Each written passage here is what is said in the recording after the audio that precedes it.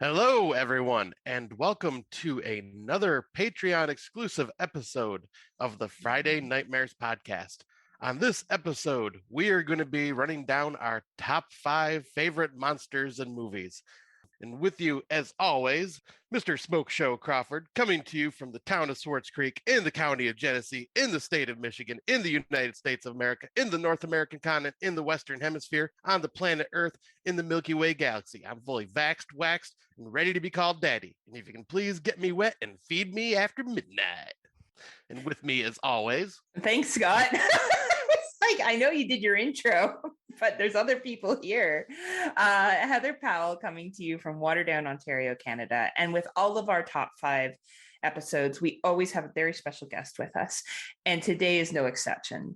So the gentleman that we brought in with us today is one of the original podcasters that I started listening to, one of the first people that reached out to me and asked me to be on his show. We did the epic show Legend, which was a lot of fun. Also, I used to do fan mail for one of his other shows. I would listen and then send in feedback, which is, I think, how I got on the show in the first place. He has been on Fresh Cuts, No More Room in Hell, Summer Series, 22 Shots, Silo Dissection, Cinema Attacks, Exploding Heads. I believe he's also been on Cut to the Chase. He also does We're Here. Like, what does this man not do? Plus, Underwater Kaiju. I don't know if that's still going on, but he's been on it. Please say hello to Derek B. Derek, welcome. Hey, what's going on, everybody? Coming from the sweet sounds of Boston, Mass. Derek, we're so excited to have you here. Scott and I have been such big fans of you and have always enjoyed working with you. Do you mind telling everyone a little bit about your history with horror movies or monster movies or both, and then how you got into horror podcasting? Sure. Yeah, of course. Horror movies in general, just cousins' VHS collections. You know, like you used to find like those old recording like VHSs that have, you know, it's like they did like the illegal thing where they rented the movies from Blockbuster and had the 2 VHSs hooked up and recorded like a bunch of movies on them. And I seen some weird movies from that time period. You know, that I didn't even know that. Can I find this anywhere? And you know, a few of them I have found, like Scarecrows. That movie's so fun. Anguish with the chick from Poltergeist. Help me, this house is clean. And, you know, in various other movies, you know, just growing up with cousins, you watching horror. One of the first horror movies that I remember, like, and this is like a perfect gateway movie, and it kind of is involved with like the subject at hand today, is The Monster Squad. Oh, nice. I used to watch that back to back, rewind it, rewatch it again. That was just a fun one from my childhood that I always remember. It's a good gateway horror film too for younger generation, especially ones that are like, oh, Wolfman's got nards, you know. Absolutely. I think you make a good point. It's a great gateway film. Yeah, and you know, like that. And then I got into like, you know, I was like, yeah, I like the monsters. I like the terror of them. I like all different types of monsters too. You know, like, even like the Universal classics, I'm a big fan of. I've seen a lot of those maybe in my teens, I would think. Like, yeah, like 10s to like 15, maybe. I was like, okay. The first one I probably remember seeing was Abbott and Costello Meet Frankenstein, which is kind of like a horror comedy, you know, in that sense. It was like, oh, the Wolfman and Dracula and Frankenstein. And, you know, I've been watching a lot of, like, I went on to, like, Abbott and Costello Meet the Mummy, which is probably the best Universal Mummy movie. Yeah, I remember those. I loved Abbott and Costello movies. I thought they were funny, and they were just like, for the time, they had a little bit enough of like cool monsters in it to make it entertaining too. For sure. And, you know, like, yeah, I was always into like the black and white, like 50s B movies, like them, The Beast from 20,000 Phantoms, that, you know, those ones really sink your teeth in. The first thing I remember is I actually read the story that The Beast from 20,000 Phantoms was based off of The Foghorn by Ray Bradbury. And nice. Yeah, I was like, Harryhausen and Ray Bradbury, sign me up, you know.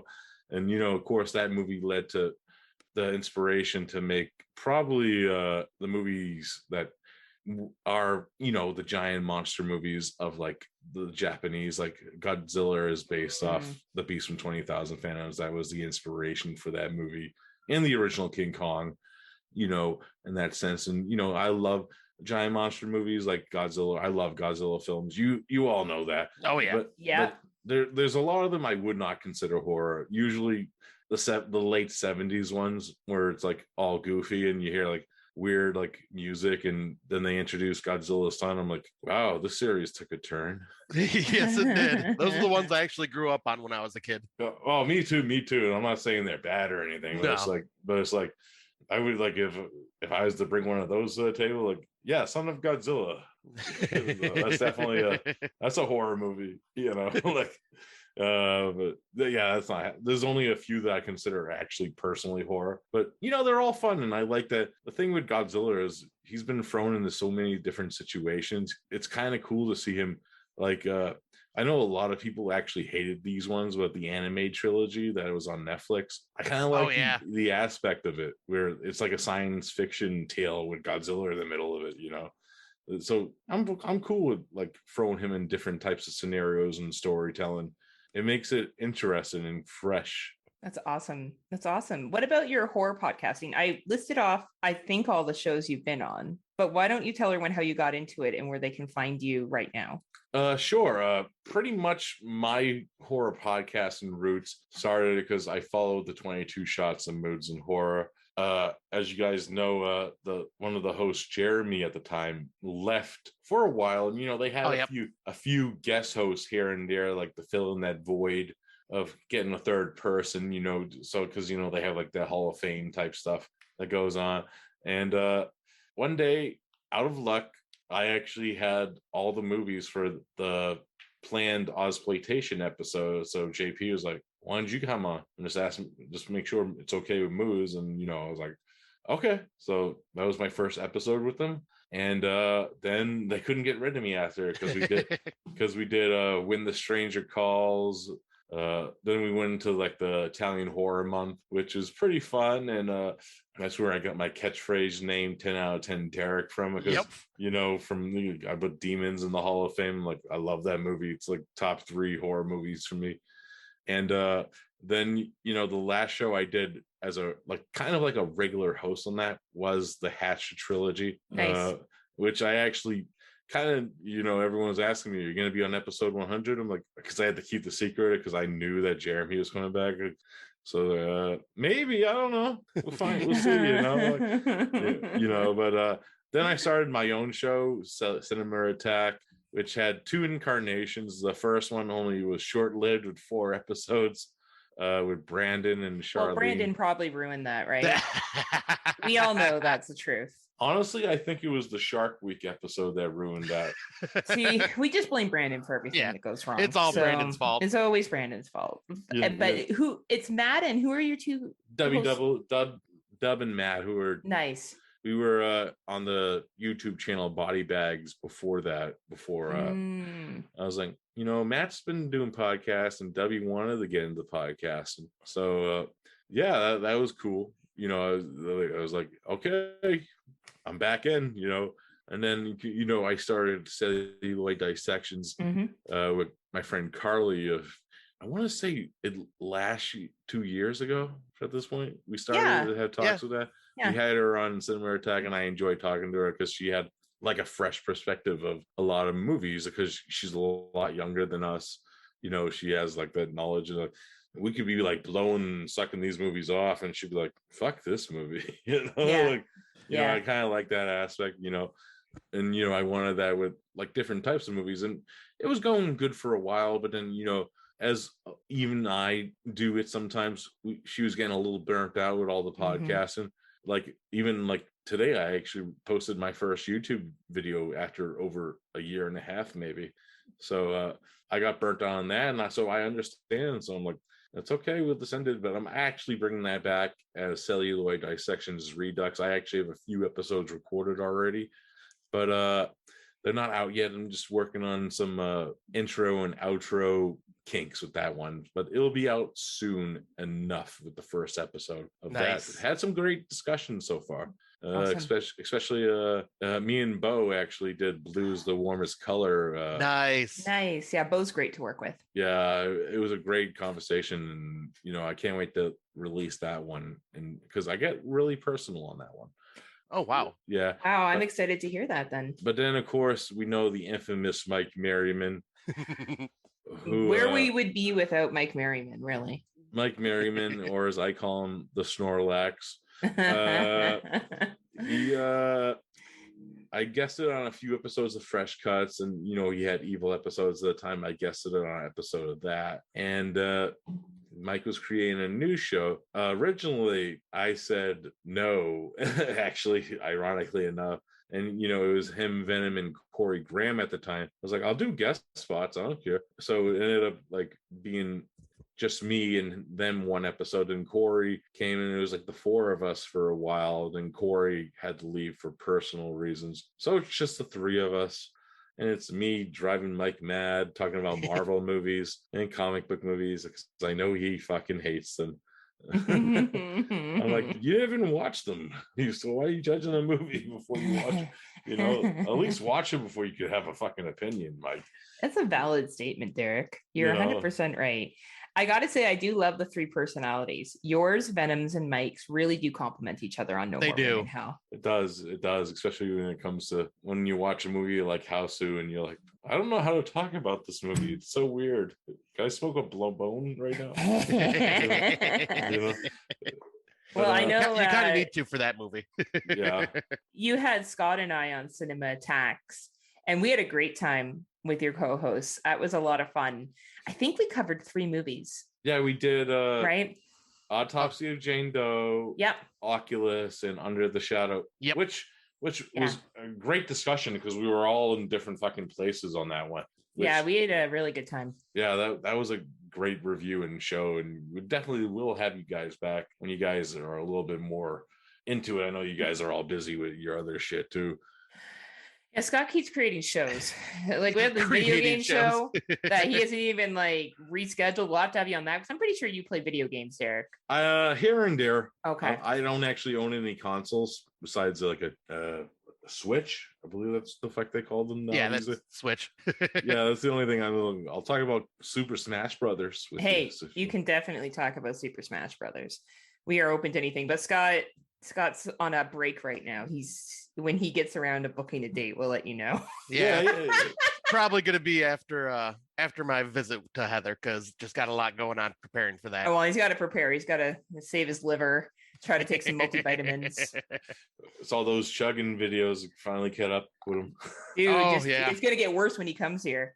But thank you so much, Derek, for being here again and giving us an overview. We'll do some more shout outs at the end. Because we definitely want people to check you out on all the different podcasts that you're on, because you always bring the knowledge. Sure. Yeah, I would say I'm glad that you're on here, especially for this is a very specific you episode here, because I know you are a big fan of the monsters as well as I am. So it's like we wanted to work with you again on our and have you on one of our shows, and what better topic? Yeah, but stuff. Scott doesn't know anything, so exactly. We just make shit up as we go. So how we're going to do this is we're going to do our shout outs for those of you who listen to our top 5. There may be spoilers that we give about some of these movies. Like, it is what it is. We have no hard and fast rules. We're very loosey goosey. If you think it's a monster movie and you think it's horror, we don't give a fuck. We allow your opinion to be heard. Scott, do you want to lead us off with your shout outs, and then we'll go to Derek and then to me? Yeah. So, I like always, I have 5 different honorable mentions I wanted to give a shout out 5? to. Yep. I'm just kidding. Damn right. So yeah, the first one, what is a monster movie if I cannot talk about The Thing from 1982? Mm-hmm. The only reason this is not in my top 5 is just because I could not pick one version of The Thing to choose out of this movie. Like, there's just so many variations of what this creature looks like. So I just kind of said, I'm just going to throw this as my honorable mention, because the monsters in this are all unique and disturbing, and still to this day, some of the best practical effects I've ever seen in my life. The dog one always creeps me out the most. What about you, Derek? Yeah, the dog one's pretty good, and I also like Mega Blair at the end. Yes. Yeah. And the head spider. I love the head spider. You gotta be fucking kidding me. Yeah. And also in this similar vein, Derek mentioned him a bit earlier, but I chose Godzilla for the honorable mentions just because there's not one version of Godzilla I could sit here and pick, because he's changed throughout the many years of films that he's been in. So Godzilla was another honorable mention because, yeah, I mean, he's the true king of kaiju. I freaking love them. Grew up watching them as a kid, so I had to bring it up. This one's going to be the controversial pick, but it is Christine. I picked Christine because, in a way, it is a monster just because it is a vehicle that is like supernaturally possessed, but it is also thinks on its own, has its own personality. And this one I picked mainly because of the connection I have with this film, and that is because my brother, who passed away over 5 years ago, this was his all-time favorite movie. So I'd be remiss not to bring this film up. I love Christine, and I watch it every year around his birthday. So I had to bring it up. And I googled it, and it's considered a monster from Monster. Yeah, Film. when you told me that, that's why I was like, "Yep, it's going on my honorable mentions list for sure." Well, she is bad to the bone. Damn absolutely. right she is. And she is my dream car. If I ever could afford to get 57 Plymouth, oh, I would so get one. When you're living your best life, Scotty, one day. Exactly. And then the other one I wanted to bring up is Graboids from Tremors, because I just love the concept of these giant underground worms that, and I'm talking the Graboids themselves from Tremors 1, none of the weird mutated variations that come out throughout the franchise. No ass blasters. Yeah, no ass blasters. But no, I just love the concept of these just giant worms that pretty much sense and attack people by their vibrations in the ground, which makes it so it's almost impossible to escape them.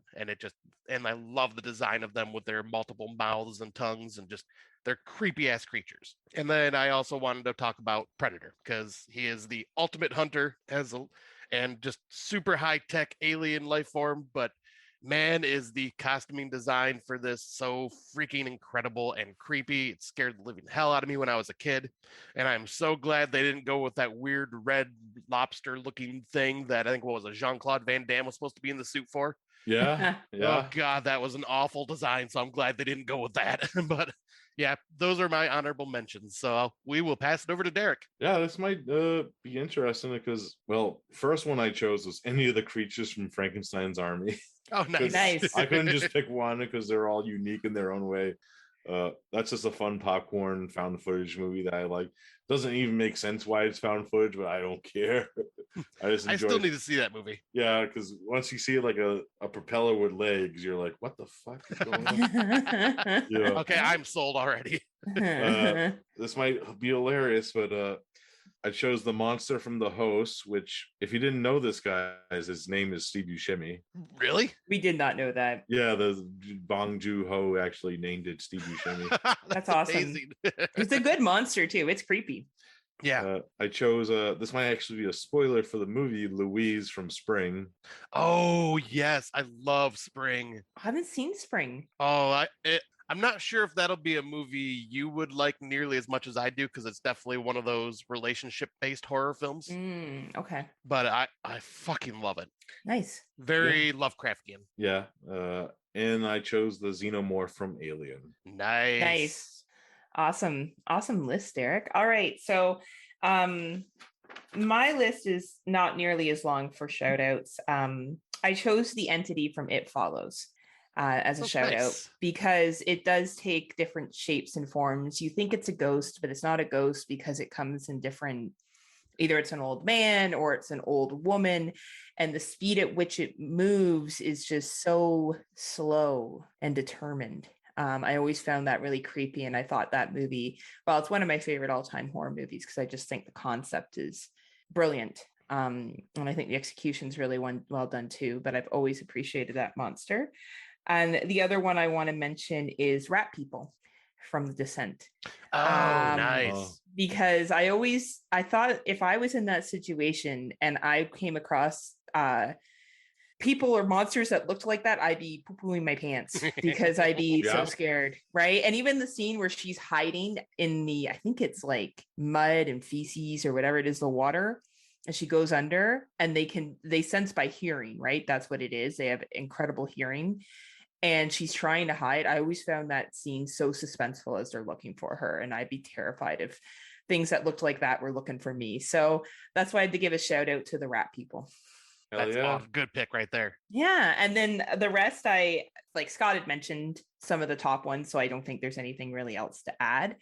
And then there's only one I'll throw out at the end if no one mentions it as a shout out, but I think it's kind of basic, so I don't want to use it yet. Fair so enough. I guess we'll start with Scotty's number 5. All right. So my number 5, I seen this movie when I was a kid. It is hokey. It is cheesy. I fucking love it to this day. And that is the monster from Terror Vision. Oh. Basically, what is Terror Vision? I may actually put that song at the end of this since we can play licensed music on our Patreon show. Oh, right. But yeah, the reason I love the idea that this is just an alien life form that was created for basically it was a living garbage disposal for these aliens. And the concept of it just all of a sudden, it's because it's based in the 80s. So it's got these people get this huge satellite and are all blown away by how many channels they can get on their TV. And the satellite somehow picks up the monster and teleports it into their TV, which he can use to change channels and then hop out of the movie. I just love the design of it. It's just this big, slimy, ball-shaped thing with giant googly eyes rolling all over the place, and its mouth is just constantly chopping and has weird-ass tentacles with eyeballs that he can apparently turn in. He can make the tentacles look like other people, like at least their heads, and they're all slimy looking, but they like have their voices and everything. It's just a really well designed, like low budget style monster. And for most monster films, they usually like hide their creature in the dark until like the big reveal at the end. And this, no, it's John Carl Buechler. So they're just like, yep, we're putting this full front. You see the monster from the beginning throughout the whole thing, and it looks amazing. Just love this creature. Yeah, it's Awesome. a great movie. I had fun with that one a lot. Yeah, it is so corny, and I freaking love it. Especially when you watch on rewatch, when you just see like all these weird sex paintings and shit on the Yes. wall. It's because the parents are like the kids' parents are huge swingers. Yeah. Sounds like a good time, Right? right? But Derek, what is your number 5? My number 5, for spoilers for how we're recording this, my video is not working, but I'm actually wearing a shirt for this guy right here, and that is Pumpkinhead. Ooh, nice. Yeah, this is a movie I actually recently talked about on my own show, Cinema Attack. I just love how straightforward this is. It's just a revenge tale. A breezy 88 minutes long. It doesn't overstay its welcome.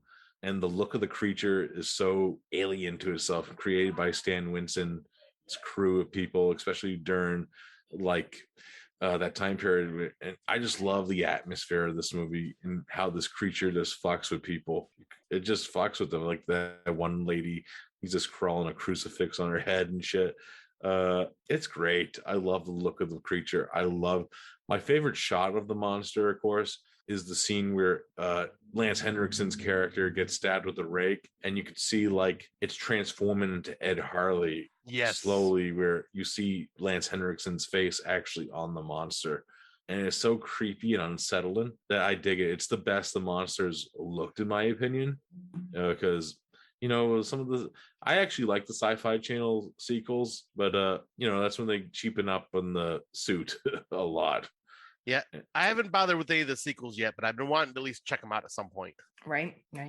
Well, it's so funny because my number 5 was Pumpkinhead as well. Nice. But I did bring it back up because you did such a great job of talking about Pumpkinhead. But I chose him for the same reason you did, Derek. I think he's a badass demon that comes to fuck shit up. And I think the costume design, especially for 1988, was just so detailed and amazing. Like, I feel like the 80s, I actually pulled a lot of stuff from the 80s because I really do feel like they used practical effects extremely well. They didn't have CGI, right? So they were kind of resorting back to what they could use. So my replacement was the Leprechaun. Oh, nice. From the Leprechaun 1993 and 2018. Nice. Both Leprechauns I greatly enjoyed, and I found the 2018 movie a great sequel to the original. And I found that it kept the sense of humor the kind of like the creepiness of it, and like how he just looks gross. Like he just looks like he has warts and grossness all over his body. He's what you would think a scary, terrifying leprechaun would look like, and the Irish accent is just spot on. Awesome monster. And if Pumpkinhead's already been said, so I'll acknowledge Leprechaun is my number 5. Nice. Yeah, well, speaking of Pumpkinhead, my number 4 was Pumpkinhead. We all love Pumpkinhead, clearly. Yeah. So I will switch it up as well. And one that was in this place until I kind of switched around my list was the spiders from the mist. Oh, nice. I just love I can't remember who did the effects for this one. K&B, I think. Okay, K&B did. Okay. But I love just the design of these spiders because they're very 70s B movie style with the way the monsters are done in this film. And I love that Frank Darabont went with that as wanting that to be the design of the creatures, because that's kind of how it seemed like in the book as well. But I love the look of them because they are like almost have like a human skull face to them, and they're just so fucking creepy. And like you don't want to have to deal with giant spiders as it is, but then giant spiders that spit like an acidic venom or an acidic webbing. Oh, that's even worse. But yeah, that is going to be my number 4 because yeah, Pumpkinhead is amazing. Freaking love it. But yeah, I wanted to bring at least something different. So there we go. Derek, what is your number 4? My number 4 is actually a film. This is actually one of the few films where I actually tear it up to, and it is The Monster from The Monster. I don't think I've seen this film. That is such a good freaking pick. I love that movie. Yeah, it's from the same guy who did The Strangers, Brian Bertino. Great performances by Zoe Kazan and the little girl who plays her daughter in the film. It's a very interesting movie because, it talks about like the relationship with the mom and the daughter. And the mom, when we first meet her, she's not a very likable person at all. No, especially in some of the flashback scenes we see. Yeah, I'm like, I want this bitch to die. But then what this movie interpretates, they face this fucking monster in the middle of the road. I like that it all takes place really in this like one setting of their car, and then another car later, and then it's them trying to survive against this creature. And the thing I like about the monster, it's a practical effect. It's super. They play with it with the lighting, and it actually works for this movie's ability with the lighting of the creature because it's all black and you can see it in shadows really, until you get a good look at it like later on in like the sequence that involves the ambulance. But yeah, I actually like the story of it, and it did make me tear up at the end, especially something that happened within the film, which I don't want to really spoil if you haven't seen the movie, but let's just say it made me like, oh, that's a good character trait that happened in the movie. Yeah, because this is one that I wanted to do, like if we ever do the theme episode on addiction, I want to do this film. Because this film like covers addiction very well, and it's just Monster is just incredible in it. Well, I think you both have really praised it. I'm definitely going to have to check it out. Yeah, I definitely recommend it. I think you would like it. Awesome. So my number 4, thankfully, it has not been mentioned. But it's Audrey 2 from Little Shop of Horrors. I had a feeling that would be on your list. Feed me, Seymour. Feed me, Seymour. Feed me. So my history with this is I saw Little Shop of Horrors as a play. So I was in theater school at one time, and I have been in some, obviously very low level productions in my local area. And I went and saw Little Shop of Horrors, and I thought the story was just amazing. The special effects they did on the stage with Audrey was amazing at the time to me as a child. And just the thought of this little Venus flytrap becoming huge and craving human blood and manipulating everybody in its path in order to get what it wants. And I just thought it was super clever. And it was a fun musical as well. And I still like Little Shop of Horrors, like all the songs from it. Like it's such a happy, upbeat musical that has a really sad ending. Like it's a really depressing ending. So it's really funny that some of the songs are just so happy. But anyway, Audrey 2 from Little Shop of Horrors is my number 4. I gotta give a shout out to the guy who actually voiced Audrey 2. It's the lead singer of the Four Tops. Oh yes, yes, yes, Yeah, yes. yeah, Nice. amazing performance. All right. So my number 3, this one is very like I would be shocked if it's not on someone's list, but it is Frankenstein's monster from the 1931 film Frankenstein, because I mean, this is one of the all-time great monsters in monster cinema. Like, even for this day, the makeup effects look absolutely incredible. Boris Karloff, just amazing as the monster himself. Mm-hmm. And yeah, I just love this because he's just a huge beast that is very sympathetic, because he doesn't know what's going on. He just got created and then he's treated as the villain. He's like how I And felt this morning after last night. yeah, you don't know what's going on when you woke up. You're just like, I don't know what's going on either. It was great. Why is this hunchback beating me? That's exactly what was happening. But I mean, what all could be said? This movie, like the monster itself, is absolutely incredible. The effects are amazing on him. And yeah, one of the greatest classic horror films of all time.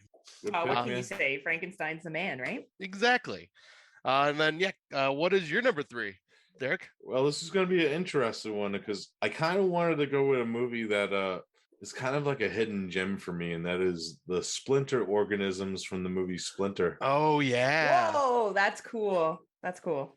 If I had to actually pick a form of these creatures, it would be, when they take that half of one body and join to another body. Yes. And it's like this crazy spider human thing. But I just like the simplicity of these little black splinters that are everywhere. And if one of them gets to you, it will fuck your day up. As we see with the Shea Wiggum character in the movie, where he gets one in his hand and it's slowly affecting his whole body. It's going up. And they actually, if you haven't seen it, slight spoiler, listeners, they had to chop his arm off at a certain point so he could, before it overtakes him. And I like that aspect of the movie. And it's kind of like where I see the Thing as an organism. This is the same way. This thing is kind of like, it's actually very relatable to today too, especially with like the pandemic going on, where this little fucking organism could fuck up everyone's lives if it gets out. Great comparison, Derek. Yeah, and I love that it's contained. It's contained all in like this little gas station. It's a good little cool flick that I think a lot of people would appreciate during this time period. Yeah, because I actually watched that last year for the first time, and yeah, that movie was awesome, and the monster effects were freaking sweet. Yeah. Wow. Good choices, good choices. So mine is a group as well, because I couldn't just choose one. But the Cenobites from Hellraiser. Nice. Almost on my list. Almost on my list. Fucking creepy. Like, especially the one with the teeth that's like yeah, the shatter. Yeah. Like, and imagine like you're just fucking chilling and you finish some fucking puzzle and those motherfuckers show up. Like, Pinhead in itself is creepy. Like, don't get me wrong, I think the needles and everything, but then when you see his like posse, you're like, how is he like normal-ish kind of looking, and the rest of them look fucked. And the shit they say, like, we have such sights to show you, you'll never know what pain, like, You will it's tear so, like, your soul apart. like, it's fucked. Like, it's and the scene where they tear the uncle apart, in that like Christy sees him get, and he's like, and Jesus wept, and like rips him to shreds. Oh my god. But yeah, so the Cenobites, no matter where they are, no matter who they are motherfucking freaky. So they get number 3 for me. I never want to run into any of them. Yeah, especially like even in part 2, when that doctor becomes one. Yes. Oh God, yes. And the greatest line ever: to think I resisted. Before he gets that giant worm on the top of his head that makes him fly, and then he has like little scalpels coming out of his hand and shit. I'm like, what the fuck? Right? It's crazy fucking shit. But awesome costume design, awesome makeup. Cenobites Hellraiser, bring it in. Yep, that was another reason why it is not on my list, just because I could not just pick one. Yeah. Like, Pinhead is like always gonna be iconic and my favorite, but I mean, there's Butterball, and then I forget the woman's name, but I think she's just female Cenobite. Yes, yeah, I think you're right. But yeah, they're just all super freaking creepy. So what are we? Number 2 already. Damn. All right, so my number 2, it got brought up on Derek's honorable mention list, but that is the xenomorph from the original Alien. I was debating between this one or the Alien Queen and Aliens, but I just love the slender phallic symbolism of this freaking monster. It is so horrific. The design, like the special effects, it's definitely HR Geiger inspired. And man, I love that it's like this biomechanical beast, and just like the weird, sleek, just kind of blackish, gross design with its little snapping jaw that comes out of its mouth. And I mean, it's already a terrifying monster, and then to add the fact that when it gets hurt, it bleeds acid. It's like that's just an extra defense mechanism that just makes this thing even more horrifying. And it can hide in the tightest spaces and blends in with everything on the Nostradamus ship, and it's just fucking creepy to this day. Like, it's still one of my all-time favorite monsters that I've grown up loving since I was a kid. I even had alien toys and everything like that when I was like 12 years old. Nice. By 12 years old, he means last week. Yes. That's well, mentally, yeah. I'm still 10, so it's Yes. Hell yeah. Derek, what is your number 2? Well, I'm staring at a Funko Pop of this guy right now. The Gill Man from Creature from the Black Lagoon. Nice. I had to go with my favorite of the Universal monsters. It was hard to go with one, and I actually think the Gill Man hasn't looked as terrifying as he did in the original movie, especially with the blackness of his eyes underwater. It's so creepy. That iconic scene where I believe it's Julie Adams who is the actress. It was actually, that's when I figured out I loved brunettes, was that movie too. Nice. Because she's fucking gorgeous in that film. Yeah, I loved her. I was very sad when I heard about her passing recently, because that was a recent childhood memory. But yeah, that iconic scene where he's swimming underneath her, and he's like just pecking at her feet. It's like, that's why I never go swimming in like a lagoon, because like yeah, you never know what the fuck's in there, in that sense. Very true. And yeah, the creepiness of the Gill Man. He's just a creature living in his environment, and it's just this is a vibe being like fucked with. He's just acting as an animal. That's what he is. Yep. Which a lot of people, you look at him as a monster, but even in like the sequel, like they take him out of his environment and put him into a cage. He's just reacting to the situation. Right. I would too. And who's the real monster, right? Exactly. Is it him or is it humans? Exactly. And right. And then they did like the third one where they actually take his gills out and make him more human-like, which is an interesting aspect of that movie. It's a good trilogy of films where you follow this creature through its journey. And I like that aspect of they're all connected, which I didn't actually know they were connected when I was younger, but I'm like, oh, these actually have continuity. That's kind of cool. So yeah, but the original, the best look, especially in the underwater shots, because even in part 2, he has those weird bulby eyes in part 2, where it's like, ooh, and you can actually see the fucking water sticking out of them. Yeah, it looks kind of cheesy especially in HD transfers. So yeah, the original look of the creature in part 1, had to put it as my number 2. Yeah, I agree. Great choice. Absolutely. And like, I think you made a good point on how it made people uncomfortable about swimming in the clouded water, but even more the deeper meaning of that movie. Yeah. And as those movies go on and what they're trying to say about society, right? Like, it's interesting that the monsters that are presented there's, and I know this is very deep here, but there's way worse monsters in our world that are not gill men, right? Like a gill man would be like the least of our concerns if it existed. And it's just really, really fascinating. It's like how aliens, we always assume that they're going to come and take our shitty planet that we've completely like polluted the shit out of. It's fascinating. But yeah, and I think also the special effects at that time when the first movie came out was incredible. Yeah. And the makeup, right? For sure. So for me, my second is the werewolf from An American Werewolf in London. Nice. Yeah. Mean poodle. Yes, mean poodle. I love the transformation of this werewolf. I think for 1981, the special effects, I believe it's a machine, like it's obviously an effect, right? Like it's not a costume. Yeah. So it's incredible. Like the face and the expectation of it. And amazing. I know that you don't see the werewolf doing tons of stuff like you do see it in like the street of London and stuff like that, and you get that kind of standoff at the end between him and the woman that he's fallen in love with in a total of 72 hours. But I like, I love you. I just met you 3 days ago. But I just love for that time and the effects of it. And I want to give a small little shout out to his best friend who slowly decays, even though he's not a monster. The slow decay of him as he shows up throughout the entire film is awesome too when it comes to special effects. I think An American Werewolf in London is one of the better werewolf movies out there. There's been some great ones recently, don't get me wrong, but I just love that transformation.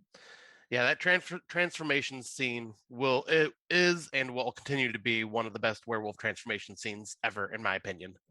Yeah, I agree completely. Like, first time I ever seen that, it was like when I was 6. I'm like, why is this dude naked? And what the fuck's happened to him? And then his arm just fucking stretches out. I'm like, oh shit. I felt that. I felt like arthritis at that time. Like, and then his jaws, I like that there's comedy in the movie, even though the movie's actually very fucking dark, especially with its comedy. But there's some lightheartedness, like a naked American man stole my balloons. Yes, I love that. It's a fun movie. One of my favorite John Landis's movies for sure. Yeah, and the special effects by Rick Baker. Mwah. Right? You can't go wrong. All right, so y'all knew this was coming. My number one. So of course, Gremlins is my all-time favorite movie of Gremlins 1 and 2. I could have literally made just a top five list of all the different Gremlins, especially when it comes to Part 2's Gremlins. So this took me a long, hard time to think about which one I was going to put in this list. And speaking of Rick Baker, I chose one from Part 2 because he did the special effects in that. And that, because in Part 2, there's just like the regular Gremlins, and then there's the mutated versions of those same Gremlins later on in the film. So there was different variations I had to think about. So for my number one, I went with Gremlins 2, and I chose Mohawk and his spider form. Because, dear God, that thing is absolutely horrifying, and to this day still stands up as one of the coolest looking freaking monsters that I have ever seen with the special effects. The design of the design and the animatronics used to create this thing is absolutely incredible. And for such an amazing, scary monster and such a goofball comedy of a film, it's just kind of fits with that film. But at the same time, I am just very sad that you only get like maybe 2 minutes of him as his full spider form before Gizmo comes out and kicks his ass as little Rambo Gizmo. I actually have a funny story about Gremlins too. Ooh. I actually seen this in theaters. So did I. And I forget what time, 91, I think, right? 1990. 90. So I was 4 or 5 at the time. And, once he started to multiply and do like, the other Gremlins, little Mogwai come out. Mohawk Mogwai just pops out of nowhere, scared the fucking shit out of me. And I was just covered for the rest of the movie. I didn't even watch Gremlins 2 for the longest time because I was just terrified of his fucking Mogwai form. Yeah, his Mogwai form was even like, they made him look so freaking evil. like I didn't watch that. I had nightmares of Gremlins for years after that because nightmares of Gremlins tearing me apart just because of that one scene of just a Mogwai form of that creature. But then, over time, I'm like, it's not too bad, getting older. 5 years old scarred me for life. But yeah, I could see that. Talking about it scarred me for life. At 38, how often we have to bring up Gremlins, but I'm not surprised, Scott, and I'm glad you got to put them on your list. Yeah, I almost went with the vegetable gremlin just because I love the design of him. I just love the design of the vegetables on him. And all right, NECA, if anybody working from NECA hears this, you guys are doing an amazing job bringing me these awesome Gremlins toys. Oh, for sure, they listen. Yes. Make a vegetable gremlin figure. That is all I freaking ask. You're such a nerd. You're such a nerd. I am. Oh my God. You're keeping the Gremlins franchise alive and well. Single-handedly. Right. Single-handedly. So, Derek, what is your number one? My number one might not be what everyone's thinking it's going to be. Ooh, I have picked the Jotun from David Bruckner's The Ritual. really? Oh, wow. I didn't even think about that one. Holy shit. The most unique looking monster I ever seen in a film ever. It actually creeped me the fuck out. Yeah, because that's the Netflix one, right? Yeah. That's a good Yeah. one, Derek. That's a really good one. good. I just love the look of the creature so much in this. It's one of the most unique designs because this creature is actually I was actually cracking up because I was watching Thor actually recently. You know, he's the bastard son of Loki, this monster. So I'm like, Tom Hiddleston gave birth to that? Because that's all I was thinking about at the time. But I just love the look of it. I love how actually on rewatch you could see it in the background, and it's just creepy of certain scenes. Yeah, that monster like is incredible because it's almost like a demonic centaur. Yeah. And it's just creepy. It has like these little human arms, and the end of it, it picks people up. It's like, what the fuck? Yeah, it's freaking terrifying. Yeah, I just that movie's just great. It's a great folk horror movie, and I'm very excited for the rest of Bruckner's career because I remember actually one of my honorable mentions was a short for VHS, Amateur Night, where he did the Succubus. Oh yes, I like you. I Yeah, like you. yeah, you know, and he was actually supposed to direct a Friday the 13th sequel at one point, which that fell through. And I would love to see that. Yeah, and this is, if you watch this with like the original Blair Witch, The Ritual, and very inspired by the Blair Witch, this movie, especially with like how they're getting lost and just the setting in general. And it's a good double feature with Midsummer too. Never Go to Sweden. Right? It's good stuff. Good stuff. Man, that is an excellent choice because that one just completely slipped my mind. Good one. Yeah, we've called in a lot of different ones actually, which is great. My number one is Brundlefly from The Fly. Nice. I had a feeling someone was going to bring it up, so I left it off my list. Yeah, he's fucking creepy as hell, and the way that Jeff, like when he's in that in between stage where he can still kind of talk, but he's jumping on the walls and shit. Like, this is how I eat with the donut. Oh god. Yeah, like it's the slow decline. Like they drag out that decline of him.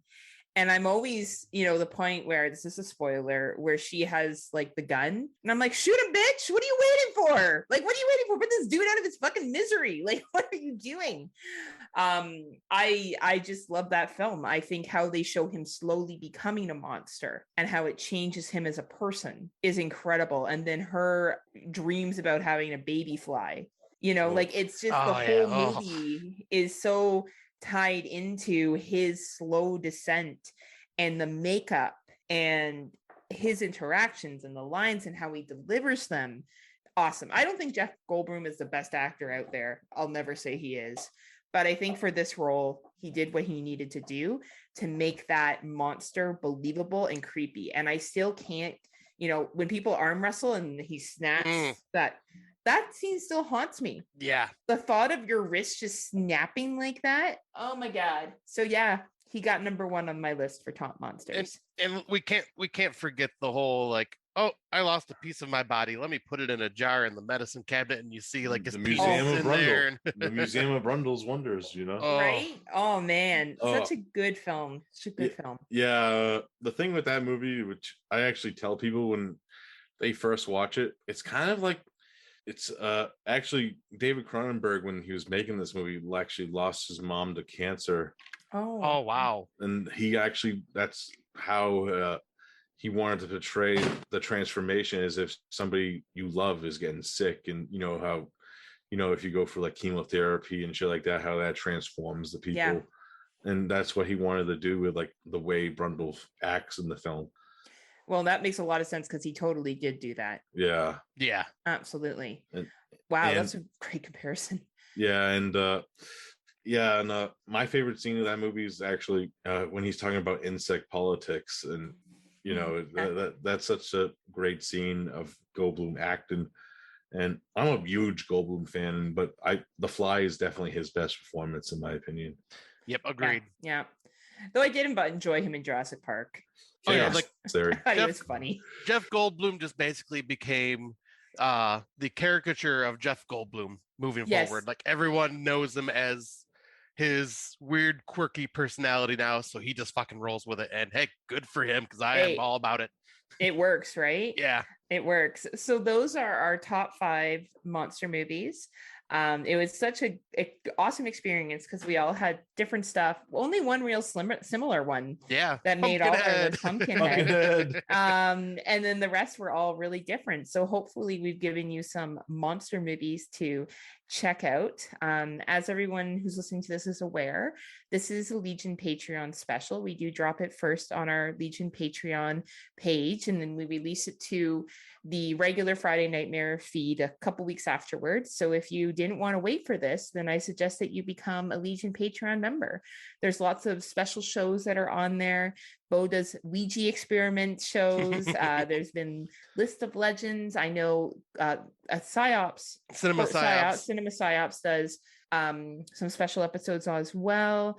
So we encourage you, if you haven't joined Legion Patreon yet, what are you waiting for? What are you waiting for? $2 a month. $2. It's not bad. And you get all that. You get all that. You get all the shows. Yeah, and We're I think just every one big show, gangbang. and I think every show on Legion is at least going to do one thing a year, maybe more. Because, like, Cinema Psyops, what they are doing is it is the same episode that we hear on their regular feed, except they're using Court's able to use the licensed music that he started off with when he created the show.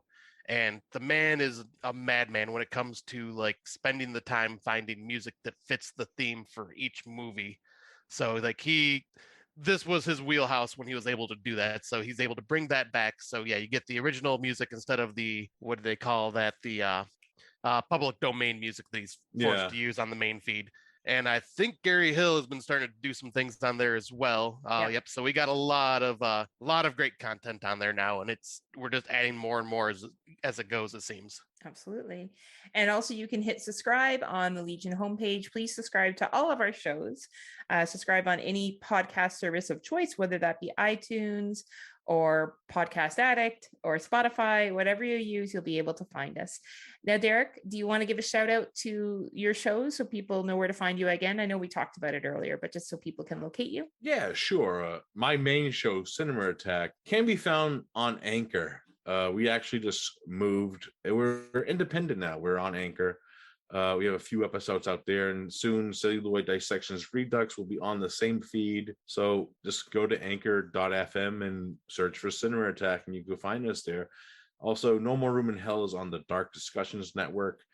Just search for Dark Discussions or No More Room in Hell, and you'll be able to find it on any podcatchers. They Are Here podcast, which I do with the Miss Lacey Lou. You can find that on the Cut to the Chase feed, which is also on Anchor, I believe. So look for that. And Underwater Kaiju, I think, is still kind of on a hiatus. I'm not really too sure. I don't want to put any, but you can find the old episodes on Legion Podcast, as always.